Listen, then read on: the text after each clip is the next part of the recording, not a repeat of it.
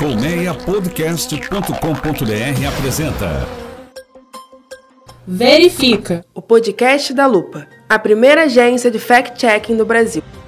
Oi, olá, para você que está aí ligada na série especial do Verifica sobre o coronavírus. Eu sou a Natália Leal, sou diretora de conteúdo da agência Lupa e o Verifica, você já sabe, é o primeiro podcast em português dedicado a combater a desinformação.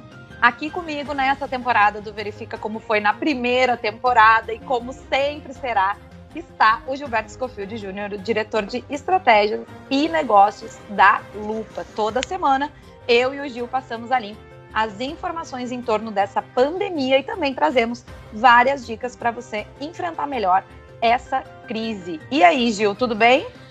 Tudo, guria. Tudo bem? Vamos junto aí na luta contra a epidemia de boato, né?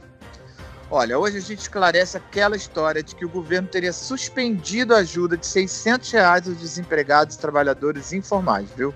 Pois é, aproveitaram uma atrapalhada, né, do governo para propagar esse boato aí em redes sociais. E a gente também explica por que é falsa uma suposta reportagem na qual a OMS, a Organização Mundial da Saúde, alerta sobre máscaras contaminadas pelo novo coronavírus. Então, Nath, nem a reportagem, nem a informação são verdadeiras. O fato é que o uso de máscara já obrigatório em várias cidades, em vários países, ainda desperta muita confusão, gente. Mas daqui a pouquinho, eu e a Nath vamos esclarecer todas as informações para você fazer a sua melhor escolha e usar a sua máscara bonitinho, corretamente. É isso aí. Tem mais, né, Gil? O nosso programa traz toda semana, para quem está ligado aí no nosso podcast, uma entrevista com um especialista da área da saúde. E hoje, a nossa queridíssima repórter Natália Afonso conversa com o infectologista Luiz Fernando Weib, que é consultor da Sociedade Brasileira de Infectologia. E o Verifica Especial Coronavírus traz também a cada semana uma dica importante ou uma notícia boa que ajuda a encarar melhor aí esses tempos de pandemia e isolamento social. Hoje a gente fala de uma campanha do Instituto da Criança voltada à doação de alimentos para famílias em comunidades economicamente atingidas durante o isolamento social. Pois é, Gil, bem bacana essa iniciativa aí. Já a gente explica como funciona essa campanha e como todo mundo pode participar. Então, se ajeita aí, dá uma relaxada, se liga no nosso Verifica. O terceiro episódio do nosso especial coronavírus tá só começando.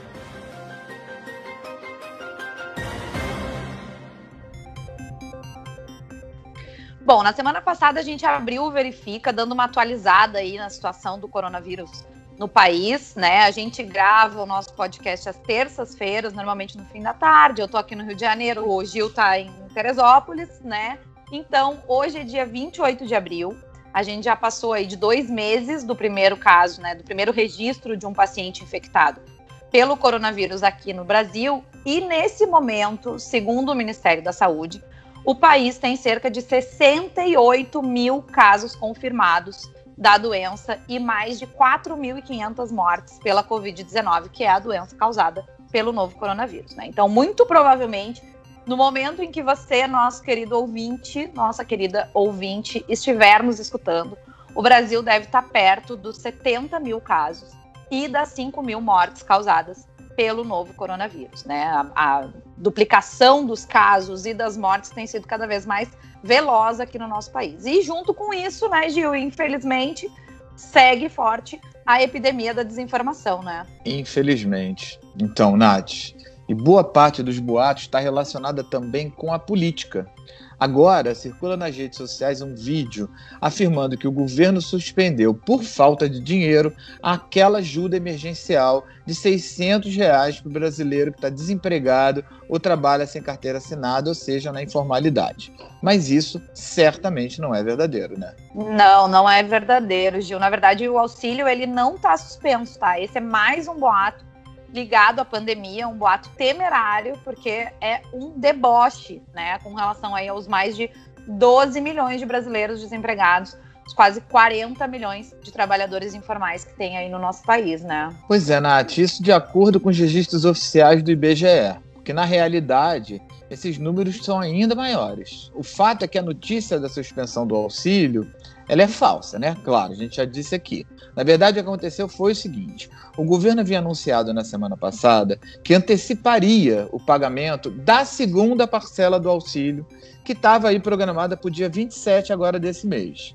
O dinheiro começaria a ser distribuído no dia 23, ou seja, na quinta-feira passada. Mas aí, na véspera, ou seja, na quarta-feira passada, o governo voltou atrás. O Ministério da Cidadania comunicou que não iria mais adiantar o pagamento. Pois é, Gil, aí o presidente Jair Bolsonaro disse que a antecipação tinha sido anunciada sem a aprovação oficial do Palácio do Planalto, reiterou que os pagamentos não estão cancelados e que vão seguir o que foi combinado entre o governo federal e a Caixa Econômica Federal, que é quem está gerenciando esses pagamentos, né? Ou seja, a turma das notícias falsas aproveitou aí uma atrapalhada do governo para distorcer os fatos e propagar o boato do cancelamento, né? A previsão inicial era de que a segunda parcela do auxílio emergencial começasse a ser paga nessa semana, no dia 27 de abril, como a gente disse agora, né? Mas o governo aguarda ainda a aprovação de um crédito adicional que foi pedido aí à Secretaria de Orçamento Federal. É isso, até o dia 22 de abril, que foi quando decidiram, então, não adiantar, como a gente falou, né? A Caixa tinha liberado cerca de 22 bilhões de reais para essa ajuda emergencial. Mas ainda não tem nenhuma previsão aí para o início do pagamento da segunda parcela. Vale a gente lembrar que mais de 45 milhões de brasileiros já se cadastraram para receber esse auxílio emergencial do governo, tá? E é bom lembrar também, observar melhor, que a gente tem visto aí muita fila nas agências da Caixa Econômica Federal e que também há registro de problemas técnicos no aplicativo do banco, que até agora é o meio mais indicado, bom, pelo menos pelo governo, para se fazer aí o cadastro. E que o governo ainda não terminou de pagar a primeira parcela desse benefício, né? É, isso mesmo. O governo diz que a quantidade de pessoas que se cadastrou para receber a primeira parcela foi bem maior do que estava se esperando. Então, ainda tem gente para receber, né? E a ideia é que enquanto houver pagamento em aberto na primeira fase, não se dê início à segunda fase de pagamento, tá? Então, lembrando aí que quem pode receber esse auxílio são as pessoas que estão desempregadas, ou são autônomas, ou são microempreendedoras individuais. Quem trabalha com carteira assinada, portanto, não tem direito, tem que ser maior de 18 anos, tá? Se você preenche esses requisitos, baixa o aplicativo da Caixa, aí na loja de aplicativos do seu celular, e faz o cadastro antes de correr para o banco, tá? Não fica lá na fila sem ter necessidade. Maravilha, guria. Bora para o nosso segundo caso de hoje? Vamos lá, Gil. A história se refere aí a uma suposta reportagem da Globo News, em que o diretor-geral da OMS, a Organização Mundial de Saúde, né, o Tedros Adhanom, alerta sobre uma contaminação de máscaras provenientes da Índia e da China. Então, Nath, esse vídeo circulou bastante e ainda circula nas redes sociais. Ele mostra imagens de um pronunciamento do diretor da OMS com uma vinheta da Globo News, ou seja, com a marca da emissora. O som original da fala do diretor é coberto por um narrador não identificado que afirma que o Tedros alerta para o, entre aspas, alto grau de contaminação das máscaras fabricadas naqueles países. O vídeo, na realidade, é uma farsa, né, Nath? Isso mesmo, Gil. A equipe da Lupa verificou que esse vídeo, na verdade, é uma montagem.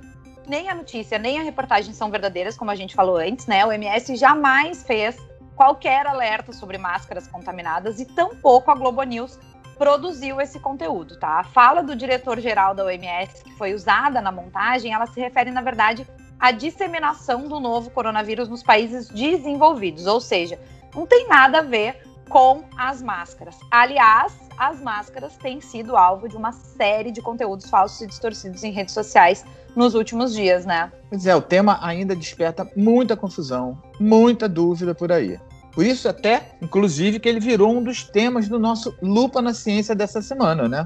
É isso mesmo. A gente tem se proposto aí a fazer uma análise dos artigos científicos mais recentes sobre diversos temas ligados ao novo coronavírus e, óbvio, as máscaras são um assunto importante e não podiam ficar de fora, né? Tem muitas cidades, muitos estados aqui no Brasil que já tornaram obrigatório o uso das máscaras em locais públicos, então muita gente fica mesmo na dúvida se deve usar, se adianta, se protege e tudo mais, né? Eu acho que a grande dúvida gira ainda em torno da eficácia das máscaras na proteção das pessoas. Se elas, de fato, conseguem aí conter a propagação do novo vírus. Pois é, Gil, esse é um ponto central que divide os especialistas, tá? A gente, como tudo nessa pandemia, a gente ainda não tem estudos tão específicos, né, sobre o grau de proteção das máscaras contra o novo coronavírus especificamente, tá? Mas as pesquisas feitas com outros tipos de vírus respiratórios,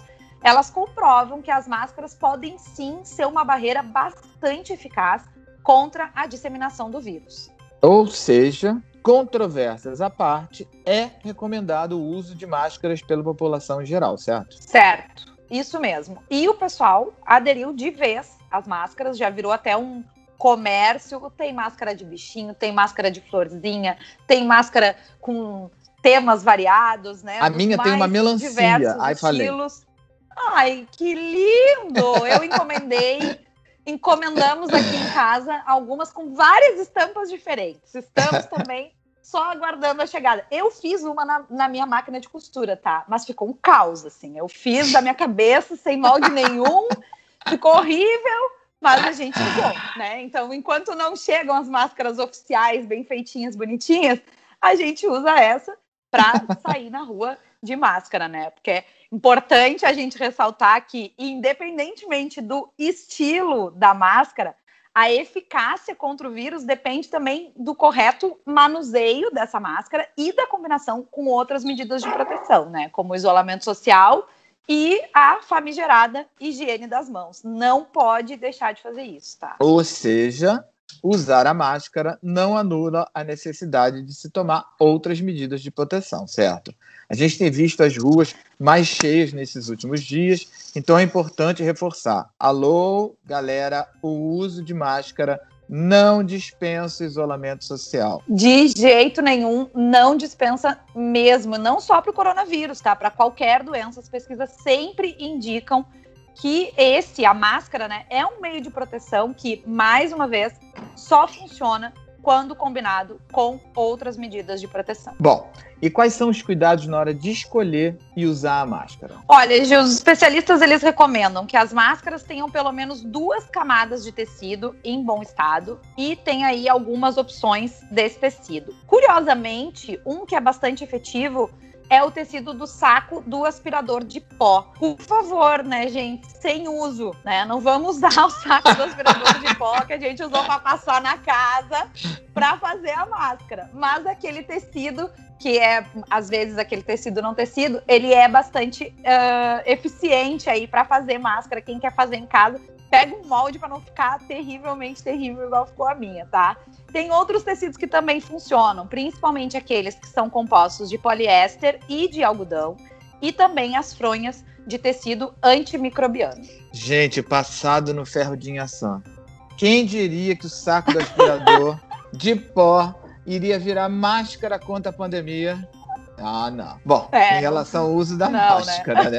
Que cuidados a gente precisa tomar? Conta aí pra mim. Bom, a primeira recomendação: o uso da máscara é individual. Não importa se tu mora com teu pai, com a tua mãe, com teu irmão, com o melhor amigo, com o marido. Não interessa, tá? Não pode compartilhar a máscara. Tem que ter uma para cada pessoa e, se possível, cada pessoa que vive na casa ter mais de uma, tá? A máscara deve cobrir totalmente a boca e o nariz.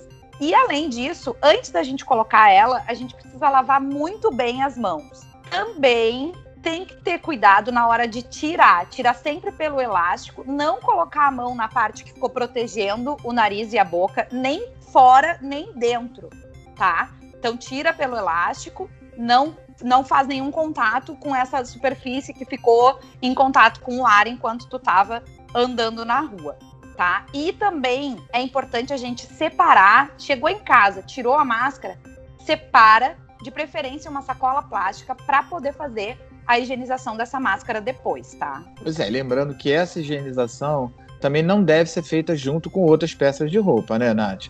O ideal é lavar a máscara separadamente, se possível com água sanitária, e deixar secar bem antes de usar de novo.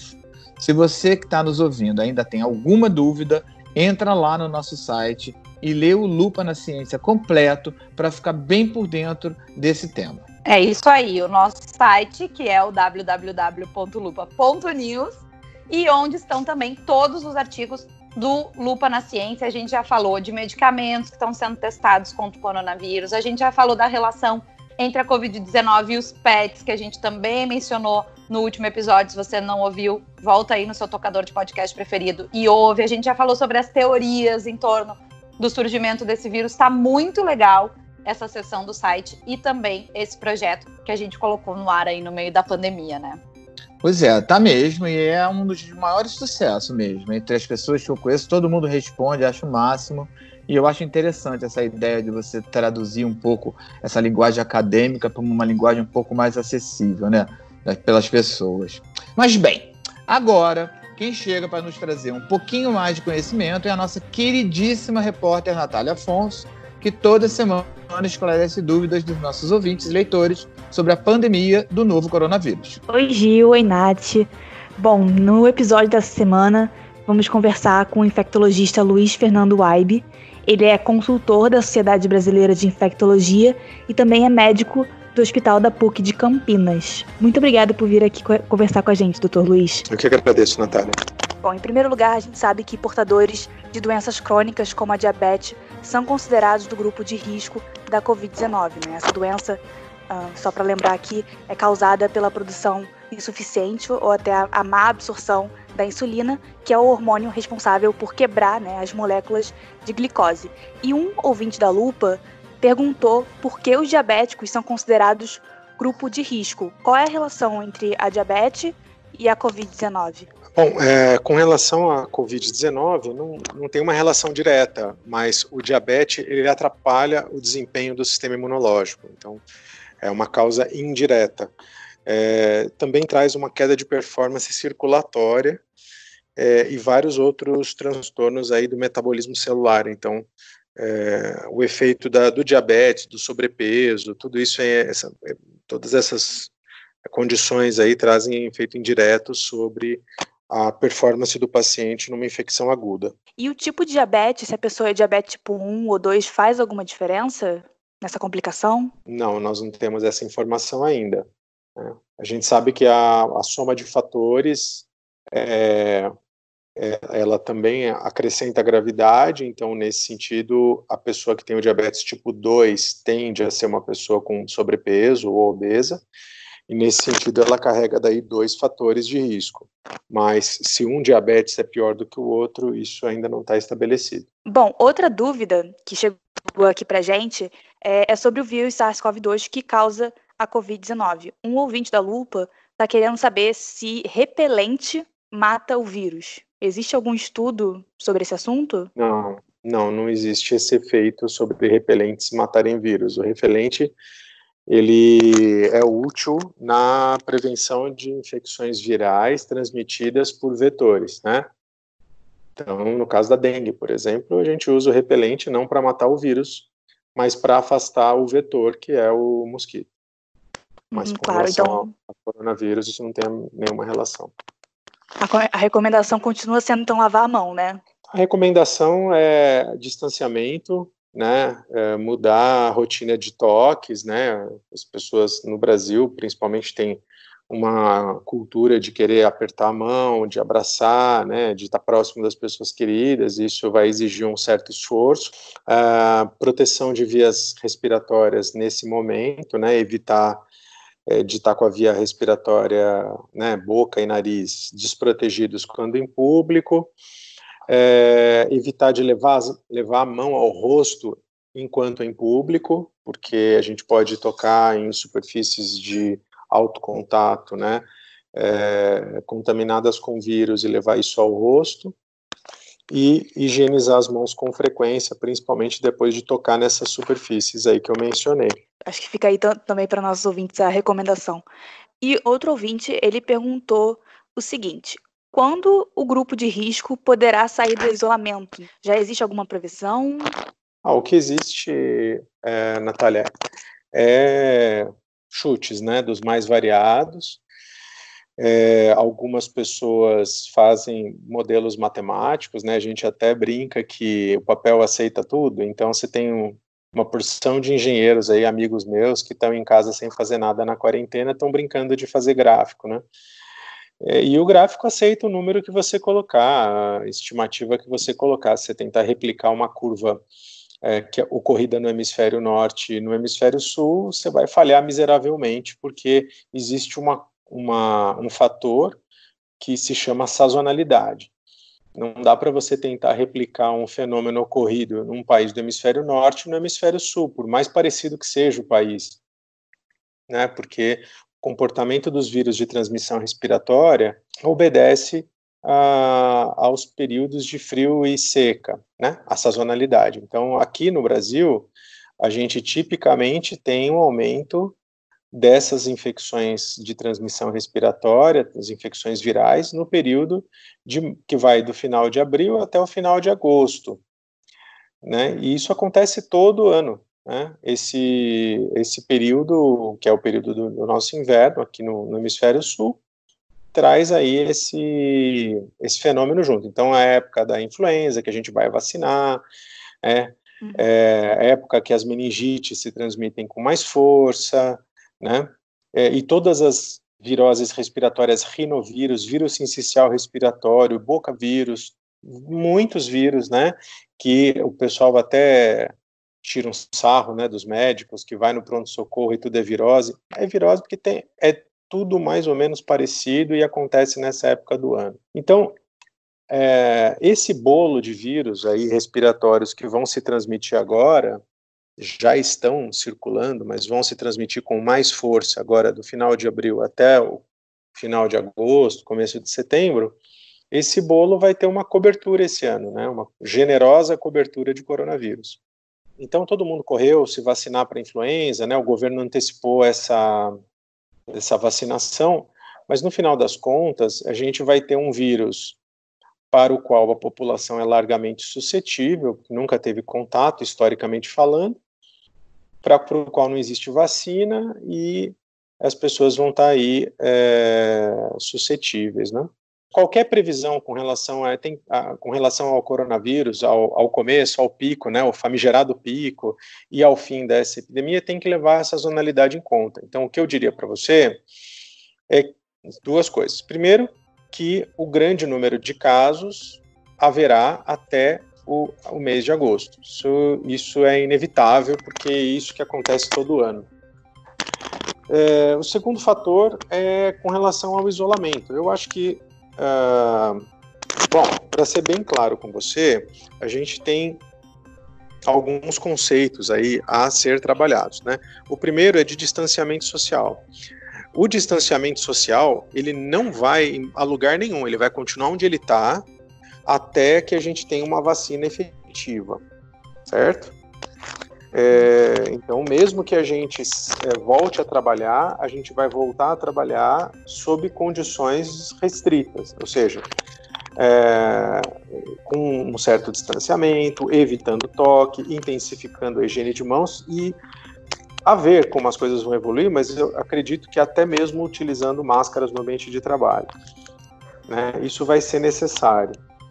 Com relação às pessoas que estão em situação de risco para doença grave, eu acho que a gente não vai abrir mão desses cuidados até que a gente tenha essa vacina eficaz. Então, assim, primeira coisa o nosso grande número de casos vai até quando? Vai provavelmente até agosto, como vai todo ano, né? E depois disso, a gente vai entrar num ritmo de transmissão bem mais baixo, como a gente tinha antes, até março, um ritmo de transmissão muito baixo, e como a gente vai ter depois de setembro, também provavelmente um ritmo de transmissão muito baixo. No entanto, as pessoas que são de alto risco continuarão sendo de alto risco, né? Porque a gente não tem um tratamento eficaz, não existe um medicamento comprovadamente eficaz, e provavelmente, então, nada vai modificar o risco dessas pessoas se elas adquirirem a doença. Ir ao hospital ou não ir ao hospital, quer dizer que isso tudo, claro, vai ter o suporte ventilatório, vai ter isso, mas a mortalidade não vai mudar. A única coisa que mudaria a mortalidade na nossa população seria a indisponibilidade de leitos intensivos, né? Que não parece que está próximo de acontecer. No episódio de hoje, conversamos com o infectologista Luiz Fernando Waibe.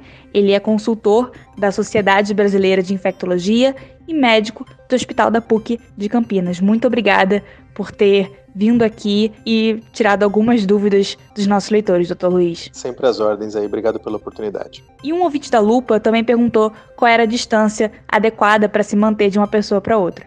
E o Dr. Luiz explicou que é recomendado manter uma distância de 1 metro, 1,5 metro entre as pessoas. Mas ele também destacou que o distanciamento social, ele implica não só na distância que você mantém de uma pessoa para outra, mas também em barreiras e ações que você precisa manter no seu dia a dia, como usar a máscara e também higienizar bem as mãos. É com vocês agora, Gil. Nath. Maravilha, Nath. Muito, muito bom. Obrigada mais uma vez. Muito obrigada. A gente te espera de novo na próxima semana, tá? Beijo. Com certeza. Bom, lembrando então que se você tem dúvidas, tá, sobre o novo coronavírus, você pode escrever pra gente no lupa@lupa.news e também pode mandar suas perguntas pelo Instagram. Toda semana a gente abre lá uma enquete, tá? E aí dá pra mandar também por mensagem lá no Instagram. Se você ainda não segue a Lupa, procura por @agência-lupa e segue a gente lá. Maravilha! E para a gente já ir se encaminhando para o fim do nosso episódio dessa semana, chegou a hora da gente trazer aquela boa notícia ou aquela dica para você não surtar no meio da pandemia. Às vezes é uma boa dica e uma boa notícia. É o caso de hoje, né, Nath?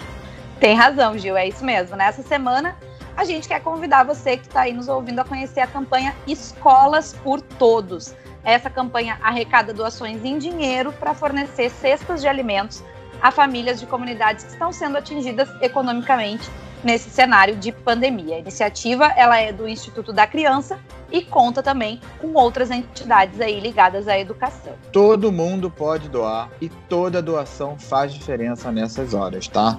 As doações são feitas via transferência bancária e também dá para mandar uma carta que vai ser encaminhada junto aí com os alimentos às famílias que receberem ajuda, se você quiser mandar uma mensagenzinha aí um pouco mais pessoal. É muito legal, né? Parece pouco, mas nesse isolamento a gente vai se afastando, vai deixando de estar junto com as pessoas. É tão bom receber um carinho, né? Ouvir alguém dizer que vai ficar tudo bem. Eu acho. Né? A gente ainda não sabe que tudo bem é esse, como é que vai ser depois que tudo acabar.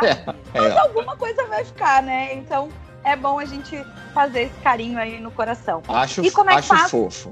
Como é que faz para ter mais informações, Gil? Olha, tem que acessar o site da campanha, vou falar aqui, no www.escolasportodos.com.br. Tudo junto não é para escrever não, gente, eu só estou dizendo que o Escolas por Todos você escreve tudo junto, .com.br. Então vou repetir, www.escolasportodos.com.br. Lá você se informa como contribuir e acompanhar aí o andamento da campanha.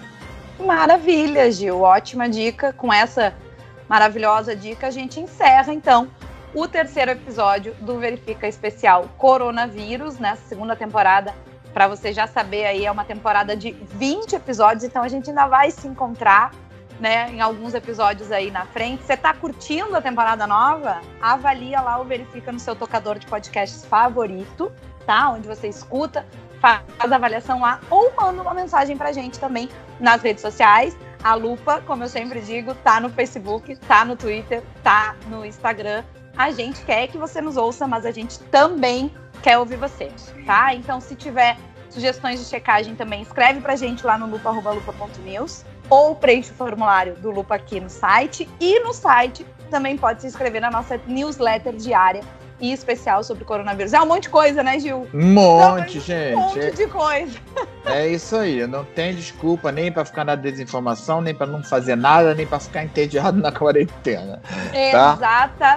Exatamente. É só acessar lá a página da Lupa e ficar por dentro de tudo. Não tem desculpa para passar desinformação adiante. A produção e a reportagem do Verifica são da equipe da Agência Lupa.